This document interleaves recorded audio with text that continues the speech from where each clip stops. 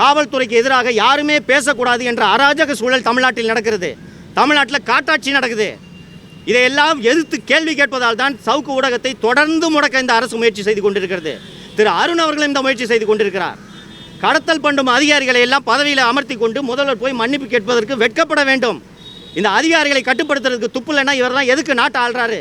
நேற்று இந்த அஜித்குமாரை அடித்து கொண்டதற்காக முதலமைச்சர் அவங்க வீட்டுக்கு ஃபோன் பண்ணி மன்னிப்பு கேட்குறாரு. இந்த தமிழ்நாடு மற்றும் சென்னை காவல்துறையோட இந்த செயல்பாடுகள்னால முதலமைச்சர் தினந்தோறும் ஒவ்வொருவரிடமும் மன்னிப்பு கேட்க வேண்டும்.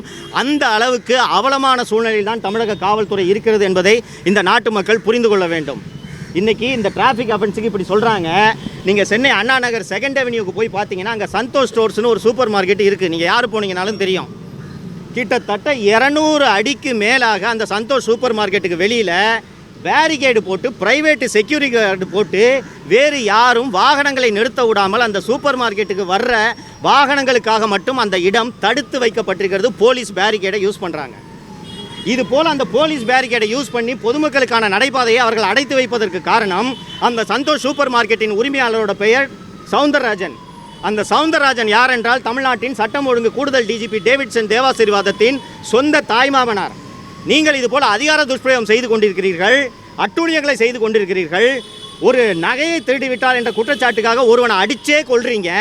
நாங்கள் மீடியாவில் இந்த உண்மைகளை எடுத்து சொல்லும் வேலையை செய்து கொண்டிருந்தா இந்த மாதிரி வண்டியை பிடிங்க வச்சுக்கிட்டு 15 நாட்களாக வண்டியை கொடுக்காம original licence, original RC book, வண்டியோட ஃபைனை கட்டியாச்சு. நான் இங்கே இந்த இஷ்யூவில் தலையிடக்கூடாதுன்றதுக்காக டெய்லி போய் கேளுப்பா என்ன சொல்கிறாங்கப்பான்னு கேட்டால் 15 நாளாக இங்கே வந்துட்டு போயிட்டுருக்காரு. எப்போ கேட்டாலும் ஐயா வெளியில் போயிருக்காரு, மேலே கேட்கணும், டிசியை கேட்கணும். இப்போது சென்று நான் மேலே உதவி ஆய்வாளரை பார்த்து நான் இந்த வண்டி எப்போ சார் தருவீங்கன்னு கேட்டோன்னே இங்கே இருக்க போய் டிசியை போய் பாருங்கள், நான் டிசியை பார்க்க முடியாது என்று சொல்லிவிட்டேன். தமிழ்நாட்டில் நீங்கள் இங்கே பாருங்கள் நண்பர்களே, உங்களை போன்ற கேமராமேன் தான் இந்த ஜெயபிரகாஷ், உங்களை போன்ற கேமராமேன் தான் இந்த பிரசாத், உங்களை போன்ற விஷுவல் எடிட்டர் தான் இந்த சத்தியமூர்த்தி. உங்களைப் போல எல்லோரையும் போல வயிற்று பிழைப்புக்காக ஒரு ஊடக நிறுவனத்தில் வேலை செய்து உழைத்து சம்பாதிக்க வேண்டும் என்பதற்காக தான் இவர்கள் வேலை செய்கிறார்கள். இந்த மீடியாவில் வேலை செய்கிறான்ற ஒரே காரணத்துக்காக காவல்துறை இவர்கள் ஒவ்வொருவரையும் இப்படி சித்திரவதை செய்தால் இது எங்கே போய் முடியும் என்பதை ஊடக நண்பர்கள் நீங்கள் யோசித்து பார்க்க வேண்டும். இதே போல் ஒவ்வொரு முறையும் அக்யூஸ்டை பிடிச்சி கையை காலை உடைக்கிறது எங்கே போய் முடியும்ட்டு நான் எதை தொடர்ந்து வலியுறுத்தி கொண்டிருந்தேனோ அதுதான் அஜித்குமார் விவகாரத்தில் நடந்திருக்கிறது. அவன் நகை திருடானா இல்லையான்றது இது வரைக்கும் யாருக்குமே தெரியாது. கூட்டிகிட்டு போய் அடிச்சே கொண்டுட்டாங்க அவனை. இப்படித்தான் காவல்துறை செயல்பட்டு கொண்டிருக்கிறது. இவரும் கூச்சமே இல்லாமல் மன்னிப்பு கேட்டுக் கொண்டிருக்கிறார். இந்த அதிகாரியை கட்டுப்படுத்துறது கூட துப்பில்லாத இந்த முதல்வர் எப்படி இந்த நாட்டை ஆழ்வார் என்பதை யோசித்து பாருங்கள் நீங்கள்.